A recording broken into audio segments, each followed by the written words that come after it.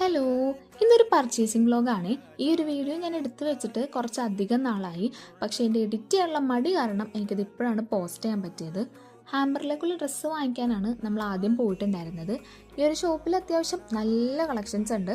പക്ഷെ നമ്മുടെ കസ്റ്റമറിന് അധികം ഇഷ്ടപ്പെടാത്തതുകൊണ്ട് നമ്മൾ പിന്നീട് ചുരിദാറിൻ്റെ മെറ്റീരിയലാണ് നോക്കിയിട്ടുണ്ടായിരുന്നത്. ഈ ഒരു പർപ്പിൾ കളർ ചുരിദാറാണ് കസ്റ്റമറിന് ഇഷ്ടമായിട്ടുണ്ടായിരുന്നത്. പിന്നീട് കുറച്ച് ആക്സസറീസ് ഒക്കെ വാങ്ങിക്കാനായിട്ട് തൊട്ടടുത്ത ഷോപ്പിൽ നമ്മൾ പോയിട്ടുണ്ടായിരുന്നു.